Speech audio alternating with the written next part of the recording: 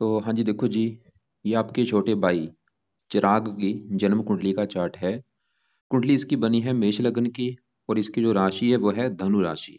कुंडली की बात करूं, देखो जी, ग्रह अच्छे भी हैं खराब भी हैं। जैसे इसका गुरु नीच का बैठा है, नीच का अगर अच्छा नहीं होता। शनि उच्च का है, वो अच्छा है। चंद्रमा अच्छा है। तो पूरा मैं आपको विस्तार से समझाऊंगा। और जैसे कि आपने मेरे से पहले काफी कुंडलियां बनाई हैं, मैंने आपको बताया हुआ है कि कुंडली में 12 ग्रह होते हैं। 12 ग्रहों से कुछ ना कुछ देखा जाता है। और वो 12 ग्रह यहाँ पे दोबारा मैंने लिख रखे हैं। तो जो बेस की जानकारी आपको मैंने पहले बता ही रखी है कि 12 ग्रहों से कुछ ना कुछ देखा जाता है। तो डायरेक्ट बात करते हैं फलादेश की। तो देखो जी, सबसे जरूरी क्या होता है, ये जो 9 ग्रह होते हैं, इन ग्रहों का असर हमारे जीवन के ऊपर ज्यादा कब होता है? जब इनकी चलती है दशा। और अभी इसके ऊपर जो दशा चल रही है वो है राहु ग्रह की। राहु की चली हुई है महादशा, जो कि 2007 से चली हुई है। पिछले देखो जी कई साल हो चुके हैं। अभी 9वां महीना 25 में, अगले साल में खत्म होने वाली है। मतलब इसके ऊपर जो अभी बड़ा असर वर्तमान में है वो है राहु ग्रह का। असर तो देखो जी सभी ग्रहों का है, ऐसा नहीं कि मंगल का असर नहीं, सभी ग्रहों का असर है। लेकिन उनका असर बिल्कुल कम है। बड़ा असर है राहु ग्रह का। तो सबसे पहले राहु की बात करते हैं। और देखो जी, राहु ग्रह कैसा ग्रह है? ये एक अच्छा ग्रह नहीं होता। ये है पापी ग्रह, दानव ग्रह है। जब भी दशा इसकी आती है, किसी भी के ऊपर भी दशा आ जाए, चाहे ये किसी भी घर में बैठा हो, चाहे अच्छा है, जब बुरा है, नीच का है, राहु की जब भी दशा आएगी, बंदे की लाइफ में दिक्कतें पैदा हो जाती हैं। मतलब उसकी लाइफ में दिक्कतें आना, परेशानियां आना, रुकावटें आना, भाग दौड़, चिंता, डिप्रेशन, स्ट्रगल, ये चीजें, क्योंकि इन चीजों का कारक है राहु। तो राहु देखो जी, मतलब किसी भी घर में हो, चाहे उच्च का है चाहे नीच का है, ये मतलब लाइफ में दिक्कतें पैदा जरूर करता है। क्योंकि ये एक अच्छा ग्रह नहीं होता, ये पापी ग्रह है, दानव ग्रह है। इस ग्रह को अच्छा ग्रह नहीं माना गया। अब बारीकी में जाते हैं कि राहु इस लड़के का कैसा है। तो राहु अगर देखो जी सही बताऊं, इसको ज्यादा खराब फल देगा, अच्छे फल कम देगा।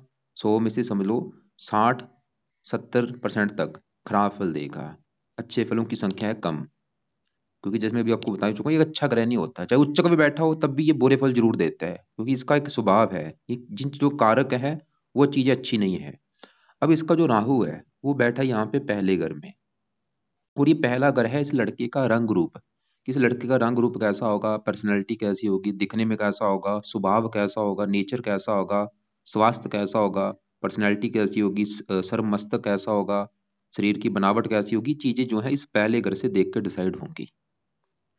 और फार्मूला देखो जी होता है, घर का मालिक देखना होता है। जो कुछ हमने देखना है उस घर को, और घर के मालिक को देखना है। तो अभी हम पहले घर में जो लिखा है, एक एक है मेष राशि, मालिक बना है ये मंगल। तो इन चीजों के लिए हमें मंगल को भी देखना पड़ेगा। जो भी चीजें मैंने बोली, क्या क्या बोला है, शरीर, सर, मस्तक, पर्सनैलिटी, जो भी चीजें हैं, उसके लिए मंगल को भी देखेंगे। और मंगल के अलावा पहले घर में राहु और शुक्र बैठे हैं, इनको भी देखेंगे। कम से कम 3 ग्रह देख के डिसाइड होंगे ये चीजों के बारे में। तो क्योंकि अभी राहु का असर है, तो राहु देखो जी कहाँ बैठा है, पहले घर में। और पहले घर में जो एक लिखा है, ये है मेष राशि, मंगल का घर। और मंगल राहु का है शत्रु, मतलब राहु और मंगल आपस में अति शत्रु हैं। तो राहु, अभी जैसे मैंने आपको बोला कि इसको ज्यादा बुरे फल देगा, उसका कारण क्या है? राहु जहां बैठा है पहले घर में, वो अपने दुश्मन के घर में बैठा है। मंगल के घर में बैठा है, मंगल को अपना दुश्मन मानता है ये राहु। तो इसकी वजह से राहु इसको ज्यादा बुरे फल देगा। अब सवाल है कि बुरे फल देगा क्या? तो ये पहले घर की हानि करेगा। जैसे कि पहले घर से मैंने क्या बोला था, इसका सर देखा जाएगा तो सर में दर्द होगा। मस्तक देखा जाएगा, मस्तक में दर्द होगा। पहले से घर से स्वभाव देखा जाएगा, इसका स्वभाव कैसा होगा। तो राहु क्रूर है, तो स्वभाव कैसा होगा? ये जातक क्रोधी होगा, क्रूर होगा, जिद्दी होगा, हट्टी होगा, गुस्से वाला होगा। इसको गुस्सा बहुत ज्यादा आएगा।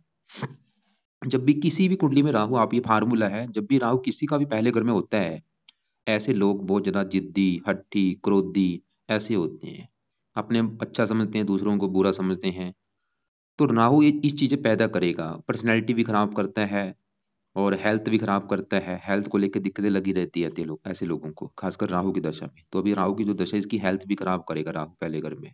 हेल्थ संबंधी दिक्कतें। और हेल्थ में दिक्कतें मैंने क्या बोला है, मेष राशि है। मेष राशि के जो रोग हैं, सर में दर्द, मस्तक में रोग, टाइफाइड होना, बुखार होना, अ, तो मतलब हेल्थ इसकी खराब करेगा। इसके अलावा मति भ्रम करता है, बुद्धि को भ्रमित करता है, बंदा लाइफ में डिसीजन सही नहीं ले पाता, आगे बढ़ने में दिक्कत आती, स्ट्रगल करना पड़ता है, परेशानियां, चिंता। और यहाँ पे देखो जी राहु किसके साथ बैठा है, शुक्र के साथ। ये शुक्र के फलों को दिखाएगा। शुक्र किसका कारक है, काम वासना का। तो राहु शुक्र जब भी पहले घर में होते हैं लंपट चौक बनता है। ये लड़का क्या होगा, कामी होगा बहुत ज्यादा, काम वासना इसमें बहुत ज्यादा होगी। काम वासना की वजह से क्या होगा, लड़कियों के पीछे भागने वाला होगा।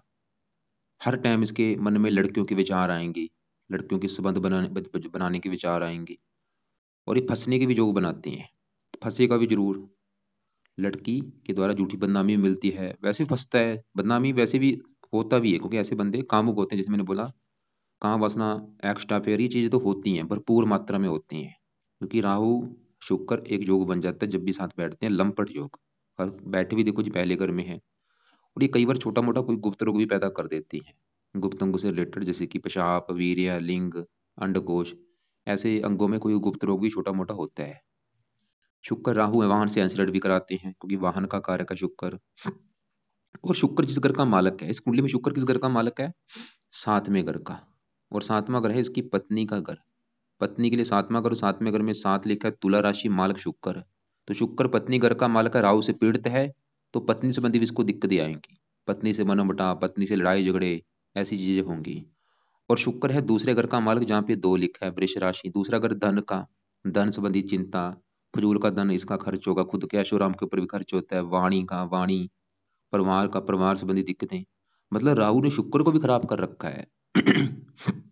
शुक्र वैसे भी मार्किश है, वो भी शत्रु राशि में बैठा है, वो वैसे भी पीड़ित था, शत्रु राशि में है। लेकिन राहु की वजह से उस वो ज्यादा पीड़ित हो जाएगा। और राहु की तीन दृष्टियां भी हैं, पांचवी यहाँ पे सिंह राशि, शत्रु राशि, इस घर की हानि कर देगा। पढ़ाई में दिक्कतें, बुद्धि संबंधी दिक्कतें, संतान संबंधी चिंता। सातवीं पड़ेगी पत्नी घर के ऊपर, पत्नी से मनमुटाव, लड़ाई झगड़े। नौवीं पड़ेगी नौवें घर के ऊपर, यहाँ पे नीच राशि, भाग्य की हानि कर देगा। धर्म का, धर्म को नहीं मानेगा, पिता का, पिता संबंधी दिक्कतें। और यहाँ पे जो चंद्रमा है, ये चंद्रमा को भी थोड़ा सा खराब कर रहा है।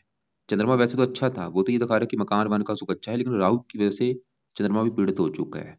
मन का कारक मानसिक चिंता। मतलब अकेले राहु ने पूरी कुंडली का सत्यानाश कर रखा है, आप ये चीज नोट कर लो। चलो यहाँ पे अच्छी बात क्या है कि दशा भी खत्म होने वाली है, 1.5 साल पड़ा है। उसके बाद गुरु की दशा चलेगी। वैसे गुरु भी इसका नीच का बैठा है, लेकिन गुरु जितना मर्जी खराब भी हो, वो एक देवता है। जैसे मैंने आपको बोला था, राहु जितना मर्जी अच्छा भी हो, ये है दानव। राहु जितना मर्जी उच्च का बैठा हो, फिर भी बुरे फल देना इसका एक नेचर है।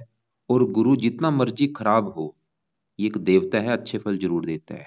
जैसे इसका नीच का बैठा है, बुरे फल भी देगा, लेकिन अच्छे फल भी देगा। और बुरे फल इतने भयंकर बुरे फल इसके नहीं होते गुरु के, जैसे राहु के होते हैं।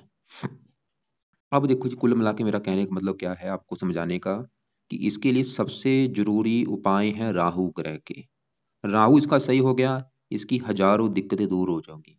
इसको गुस्सा आना बंद हो जाएगा, हेल्थ अच्छी होगी, मानसिक चिंता नहीं होगी, डिप्रेशन का शिकार नहीं होगा, गुप्त रोगों से बचेगा, काम वासना, मतलब हजारों फायदे। शुक्र भी अच्छा हो जाएगा, पत्नी से लड़ाई झगड़े नहीं होंगे। तो सवाल है कि राहु को सही कैसे करना है।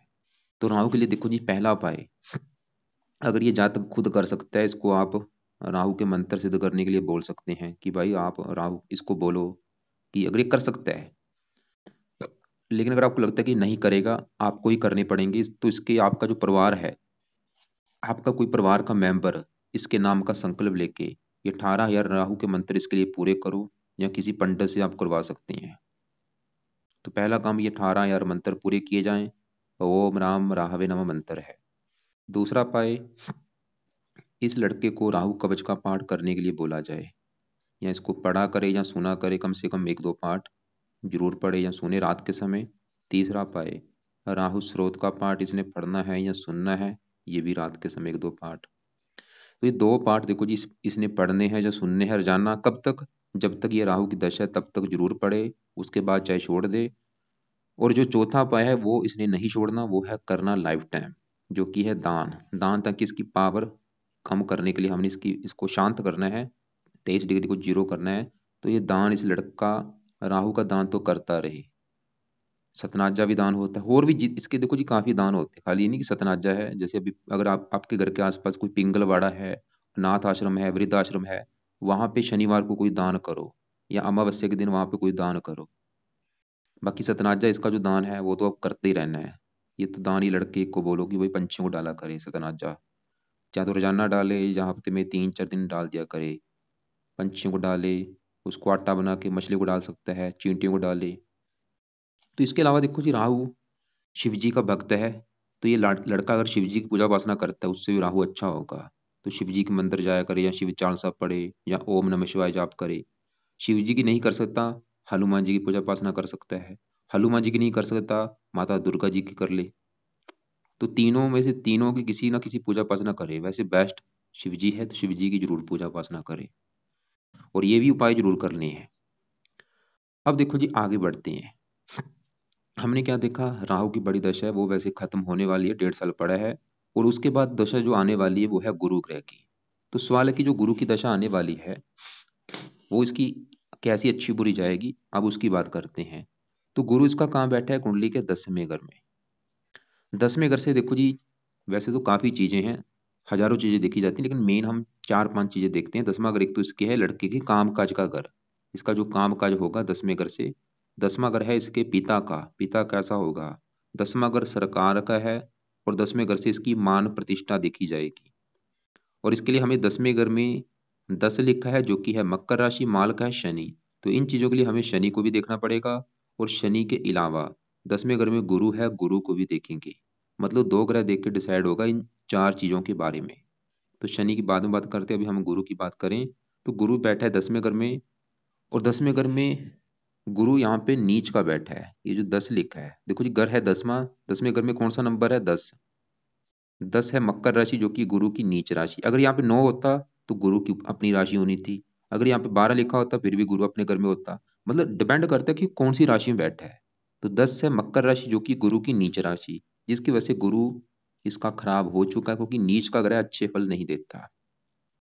और बैठा भी 23 डिग्री है, वक्री है। 23 मतलब पूरा जवान है, वक्री का मतलब है जो बुरे फल देगा 3 गुना अधिक मात्रा में देगा।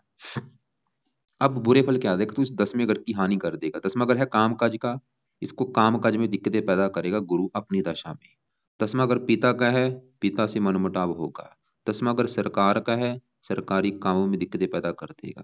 10वां घर मान प्रतिष्ठा का है, मान प्रतिष्ठा में कमी कर देगा। और गुरु के इस कुंडली में अपने 2 घर हैं। कौन से घर हैं, एक तो गुरु इस घर का मालक है 9वें घर का, और 9वें घर से भाग्य देखा जाता है। भाग्य, धर्म, तीर्थ यात्रा, विदेश यात्रा, पिता।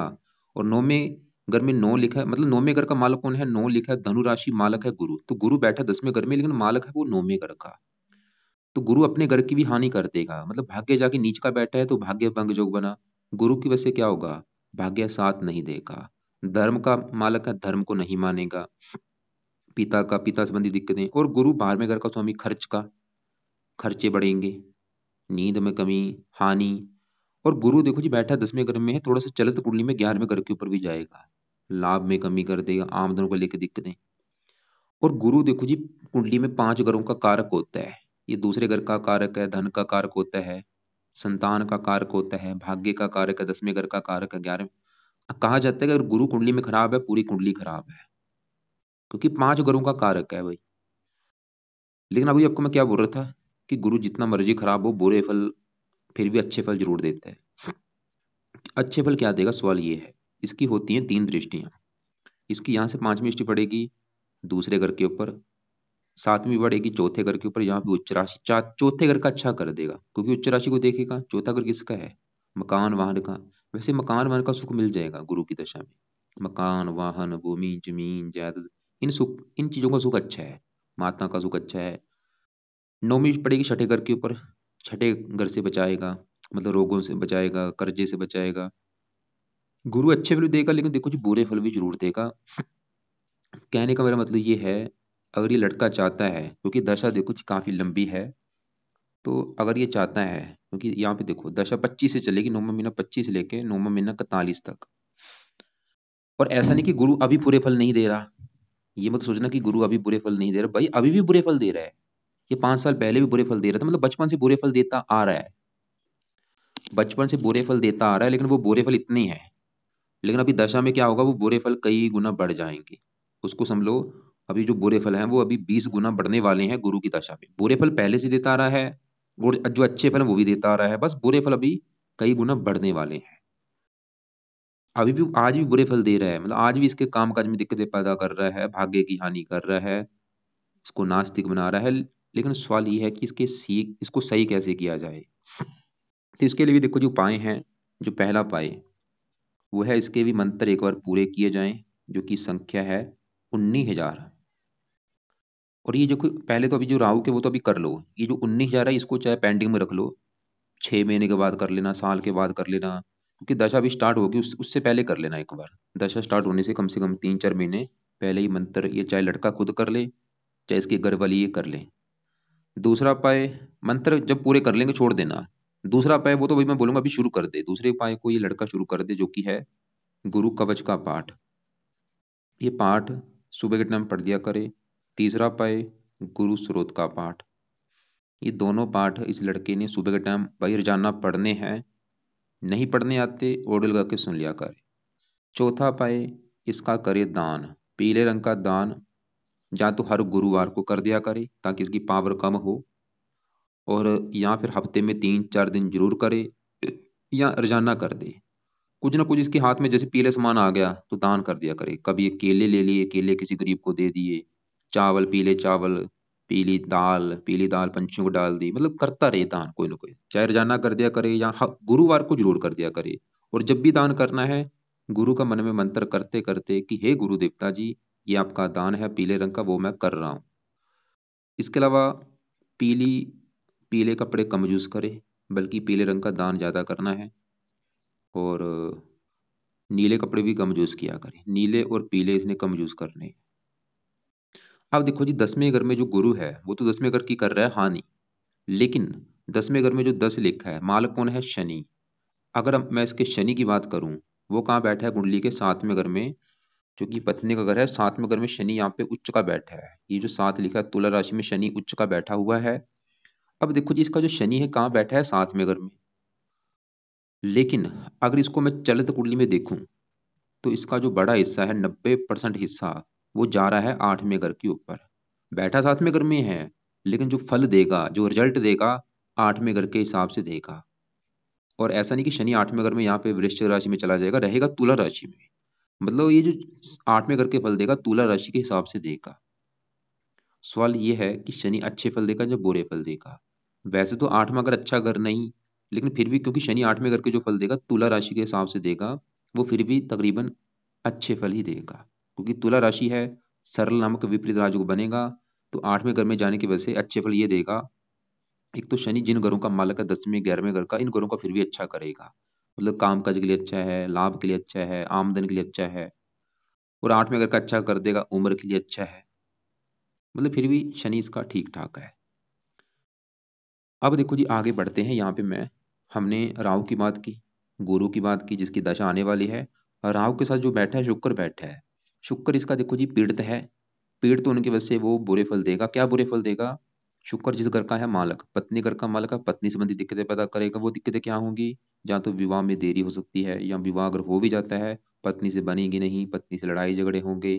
या शुक्र दूसरे घर का मालक है, धन संबंधी भी दिक्कतें पैदा होंगी, परिवार से मनमुटाव। और काम वासना, जैसे मैंने बोला, काम वासना बढ़ेगी। वो जो भी चीजें मैंने बोली हैं, तो शुक्र के उपाय अगर ये कर सकता है वो करे। क्यों करने, पहले सवाल है कि करने क्यों है। अगर इसकी पत्नी से लड़ाई झगड़े ज्यादा हो रहे हैं, जब पत्नी का सुख नहीं मिल पा रहा, फिर तो भाई शुक्र का उपाय जरूर करे। या इसकी धन संबंधी दिक्कतें लाइफ में ज्यादा ही आ रही हैं, फिर भी शुक्र का उपाय जरूर कर ले। तो क्या उपाय है? दो इसके पाठ है वो पढ़ दिया करे, शुक्र कवच और शुक्र स्रोत। ये दोनों पाठ इस लड़के ने रात के समय पढ़ने हैं, शुक्र कवच और शुक्र स्रोत। ये इनको पढ़ लिया करे, यानी कि ओढ़ लगा के सुन लिया करे। इसका फायदा ये होगा, पत्नी संबंधी कभी कोई दिक्कतें नहीं आएंगी, धन संबंधी दिक्कतें नहीं आएंगी, काम वासना कम होगी। और भी जो बुरे फल मैंने बोले थे राहु शुक्र वाले, वो बुरे फल इसको नहीं मिलेंगे। और बाकी देखो जी, शुक्र का दान भी इसने करना है हर शुक्रवार को, ये भी आप लिख लो। तीसरा उपाय कि शुक्र का जो दान है शुक्रवार को करना है। ये दान की वीडियो आप देख लेना, मैं भेज दूंगा आपको, मैं उसमें क्या दान है वो इस लड़के से आप करवाओ। अब बात करते हैं आगे इसके चंद्रमा की, जो कि बैठा है यहाँ पे 9वें घर में। 9वें घर में 9 लिखा है, धनु राशि, माल किसका था? गुरु, जो कि हम देख चुके हैं गुरु को। अब 9वें घर में जो चंद्रमा है, चंद्रमा क्या है? 9वें घर में गुरु कर बैठा है, गुरु इसका है मित्र। मतलब इस जगह जो चंद्रमा है, सवाल है कि वो अच्छा है या बुरा है। है तो वो बड़े लेवल पे अच्छा, लेकिन थोड़ा सा राहु से पीड़ित है, तो अच्छे फल में थोड़ी सी कमी आ सकती है। लेकिन मैं पहले बताता हूँ अच्छे फल है क्या। चंद्रमा इस कुंडली में इस घर का मालक है चौथे घर का, और चौथा घर है इस लड़की की माता का घर। माता के लिए चौथा घर, मकान का भी चौथा घर है। वाहन कैसा होगा, भूमि जमीन जायदाद, ये चौथे घर से देखेंगे। और चौथे घर में 4 लिखा है जो कि है कर्क राशि मालक चंद्रमा। तो इन चीजों के लिए देखना पड़ेगा चंद्रमा को, जो कि बैठा है 9वें घर में भाग्य घर में आके। और वैसे भी योग कारक है चंद्रमा इस कुंडली में, क्योंकि देखो कुछ वैसे तो गुरु भी योग कारक था, लेकिन अब वो योग कारक नहीं रहा, क्योंकि वो नीच का होने की वजह से मार्ग हो चुका है, मतलब बुरे फल देगा, लेकिन अच्छे फल भी देगा, ठीक है, वो बात अलग है। मतलब ग्रह की प्लेसमेंट डिपेंड करती है कि वो अच्छा है या बुरा है। चंद्रमा देखो जी बड़े लेवल पे अच्छा है, लेकिन वो थोड़ा सा पीड़ित है। पहले मैं बताता हूँ अच्छे फल है क्या। चौथा अगर माता का है, तो ये चंद्रमा ये दिखा रहा है कि इसको माता का सुख अच्छा मिलेगा। माता भाग्य घर में बैठी, माता इसके भाग्योदय में इसका सहायता करेगी। इसका भाग्य उदय में माता का संयोग होगा, चंद्रमा ये दिखा रहा है। मकान का सुख अच्छा मिलेगा, मतलब भाग्यवंशी इसको मकान का सुख मिल जाएगा। वाहन का सुख मिलेगा, भाग्यवंशी भाग्यवंशी इसको माता मकान वाहन भूमि जमीन जायदाद ये सभी सुख मिलेंगे, चंद्रमा ये दिखा रहा है। लेकिन पीड़ित है, तो ये जो चीजें मैंने बोली हैं, इन चीजों में थोड़ी सी कमी आ सकती है, क्योंकि राहु से पीड़ित है। जैसे कि माता बीमार होना, या थोड़ा सा माता से मनमुटाव होना, मकान वाहन संबंधी थोड़ी सी दिक्कतें। किया क्या जाए, सवाल ये है। चंद्रमा के 2 उपाय हैं। पहला उपाय, ये लड़का इसका मोती रत्न धारण कर ले, जो कि इसने राइट हैंड की किस छोटी उंगली में धारण करना है। मोती रत्न को लेना है, इसके वजन के बराबर लेना है। अगर इसका वेट है 80 किलो, तो 8.25 रत्ती का ले ले। 70 किलो वेट है तो 7.25 रत्ती का लेना है मोती। उसको लेके चांदी में जड़वा लेना है, और शुक्ल पक्ष के पहले सोमवार को धारण करना है। सुबह का टाइम, सुबह 7:15 या 8:15 या 9:15 बजे। धारण करने से पहले कच्चे दूध में या गंगा जल में धो के फिर धारण करना है। पहला उपाय ये है। अच्छी क्वालिटी का लेना है मोती। ये जो अच्छे फल है ये बढ़ जाएंगे। मोती धारण करने से क्या होगा, मकान वाहन का सुख अच्छा बढ़ेगा, भाग्य भी साथ देगा, मन का कार्य का मानसिक चिंता से बचेगा। दूसरा उपाय, ये इसका मंत्र जाप भी करे। क्यों करना है, क्योंकि इसके ऊपर चंद्रमा की भी दशा चली हुई है। तीसरा महीना 23 से चली हुई है, 9वां महीना। राहु में चंद्रमा को जो अंतर होता है अच्छा नहीं होता। वैसे तो चंद्रमा अच्छा है, लेकिन राहु में चंद्रमा का अंतर है। राहु दानव है, चंद्रमा देवता है। ये थोड़ा सा मानसिक चिंता देते हैं। तो चंद्रमा का मंत्र इसने जरूर करना है। कब तक करना है, जब तक ये चंद्रमा की है दशा 9वां महीना 24 तक। तो चंद्रमा का मंत्र देखो जी, नोट कर ले कि इस लड़के ने 1-2 माला करना ही करना है सुबह के टाइम, जब तक ये चंद्रमा की दशा है 9वां महीना 24 तक। कर सकता है कर ले, अगर आपको लगता है कि ये नहीं करेगा, कहना नहीं मानता, तो आप चाहे रहने दें। मतलब सबसे जरूरी उपाय तो इसके लिए राहु के हैं। वो तो आप इसके लिए राहु के मंत्र एक बार कर लो, वो तो कर ही लेना। परिवार के मेंबर कोई ना कोई इसके लिए मंत्र कर लो, या किसी पंडित से करवा लेना। बाकी राहु कवच स्रोत का पाठ अगर ये पढ़ सकता है, इसको बोल सकते हैं। नहीं पढ़ सकता, रहने दो। और जो दान है वो इसके नाम का इसके परिवार वाले कर दें। अगर खुद करता है ठीक है, नहीं तो परिवार वाले इसके लिए वो दान करें। और बाकी जो गुरु की दशा जो आएगी उस समय, उससे पहले ही ये गुरु के मंत्र भी पूरे करने हैं, और गुरु कवच का स्रोत का पाठ भी ये पढ़े। सुबह के टाइम पढ़ सकता है, पढ़ ले। या फिर इसके लिए गुरु का दान पीले रंग का करते रहना है गुरु की दशा में। बाकी शुक्र कवच स्रोत के पाठ मैंने बोले, अगर ये पढ़ सकता है तो इनको रात को पढ़ना है। और शुक्र का भी दान करना है। दान देखो जो मैंने राहु का भी बोला है, गुरु का भी बोला है, शुक्र का भी। गुरु का दान गुरुवार को करना है। खासकर गुरु की दशा में तो हफ्ते में 3-4 दिन करते रहना है। राहु का दान सतनाजा होता है, चाहे तो रोजाना कर ले जब तक दशा है, उसके बाद खाली शनिवार को या हफ्ते में 3-4 दिन कर दिया करेगा। शुक्रवार का दान शुक्रवार को करना है। बाकी इसका मोती मैंने बोला धारण करने के लिए। शनि का उपाय कुछ नहीं करना। केतु बैठा है साथ में घर में, इसको ये भी थोड़ा सा पत्नी से मनमुटाव कराता है। अब यहाँ पे देखो जी, सूर्य बुध की बात करते हैं। सूर्य की मैं बात करूँ, दूसरे घर में बैठा है, मालक है 5वें घर का। 5वां घर संतान का, पढ़ाई बुद्धि। बैठा जाके है दूसरे घर में, धन के घर में। संतान के आने के बाद धन आएगा, या संतान से धन मिलेगा, वो ये थोड़ा सा दिखा रहा है सूर्य। पिता से धन मिलता है, सरकार से धन मिलता है। सूर्य इसका तकरीबन ठीक है। बुध की बात की जाए, मित्र राशि है, वैसे तो मार्केश है, लेकिन तीसरे घर का भी मालिक है। मेहनत के द्वारा भी इसको धन मिलेगा, खुद की मेहनत के बल पर भी धन कमाएगा, बुद्धि दिखा रहा है। तीसरे घर में जो मंगल है, मंगल देखो जी इस पूरी कुंडली का मालक है, लग्नेश भी है। और मंगल एक तो इसका अस्त बैठा है, ऊपर से बाल अवस्था में है, ऊपर से बुध की राशि में है। थोड़ा सा मतलब मंगल को हम ज्यादा अच्छा नहीं कहेंगे। जैसे आपको मैंने भी बोला कि जोकर कहा जाता है कि जोकर अगर अच्छे होते हैं, वो डिपेंड करता है उसकी प्लेसमेंट कैसी है। तो मंगल क्योंकि देखो जी शत्रु राशि है, अस्त भी है, सबसे नेगेटिव बात क्या है, वो अस्त हो चुका है, मृत हो चुका है और बलहीन बैठा है। ये लग्नेश है, लग्नेश अस्त होकर बैठा है, इसकी वजह से लगन दोष बनता है, लाइफ में स्ट्रगल भी करना पड़ता है, फजूल की भाग दौड़ ज्यादा होती है, मेहनत ज्यादा करनी पड़ती है, मेहनत का फल नहीं मिलता। तो मंगल के लिए भी एक उपाय अगर मैं बता दूं, अगर ये कर सकता है वो कर ले, वो है मंगल का जो मंत्र है ओम अंग अंगार कै नमः, वो कर लिया करे। बड़ा फायदा ये होगा क्योंकि पहले घर का माल का शरीर अच्छा रहेगा, पर्सनैलिटी अच्छी होगी, बुद्धिमान हो जाएगा, समझ आ जाएगी, अच्छी बुरी की बात की पहचान रखने वाला हो जाएगा कि क्या अच्छा है क्या बुरा है। तो मंगल का मंत्र ओम अंग अंगार कै नमः सुबह के टाइम कर लिया करें, ये इसका उपाय है। तो बाकी देखो जी ये है इसकी कुंडली का फलादेश। बाकी मैं एक बार फिर रिपीट करता हूँ कि सबसे जरूरी है राहु के पाए। अभी जो राहु की जब तक दशा है वो समा थोड़ा सा इसका है डिफिकल्ट है, लेकिन जो गुरु की दशा है वैसे तो वो भी नीच का है, लेकिन फिर भी वो देवता है। तो राहु क्योंकि लगन में बैठा है तो ये थोड़ा सा क्रोधी जरूर बनाता है। बाकी देखो जी फालतू में कोई रत्न धारण नहीं करवाना, खाली मैंने मोती बोला है, इसके अलावा कोई रत्न इसको धारण नहीं बनता। मंगल का मूंगा कर सकता है क्योंकि लग्नेश है, लेकिन थोड़ा सा बुरा फल भी बढ़ेगा, लेकिन अच्छे फल भी बढ़ेंगे। अगर ज्यादा हेल्थ खराब है तो मूंगा मूंगा आप धारण करवा सकते हैं। अगर आपको लगता है कि हेल्थ ज्यादा खराब नहीं है तो मूंगा रहने दें, खाली मोती धारण वैसे करवा देना। बाकी एक बार मुझे कॉल कर लेना आप, जो कोई बात पूछनी हो या कोई बात समझ ना लगी हो कॉल करके मुझे पूछ लेना। और जो गुरु होता है ये बड़े भाई का कारक है, इसका जो बड़ा भाई होगा ये कारक है गुरु का। गुरु मंगल छोटे भाई का कारक होता है, इसका जो छोटा भाई होगा, और गुरु है इसके बड़े भाई का कारक जो कि नीच का बैठा है। अगर इसका गुरु अच्छा हो गया, इसको बड़े भाई से भी अच्छा मतलब उससे अच्छी बनेगी, उसको लेकर कोई दिक्कत नहीं आएगी। गुरु देखो जी पुत्र का भी कारक होता है, गुरु अच्छा होगा पुत्र के लिए अच्छा है, धन का कारक है, धन संबंधी दिक्कतें दूर होंगी, कई फायदे होंगे गुरु को सही करने से। बाकी आप कल मुझे दोपहर को 1-2 के बीच में कॉल कर लेना।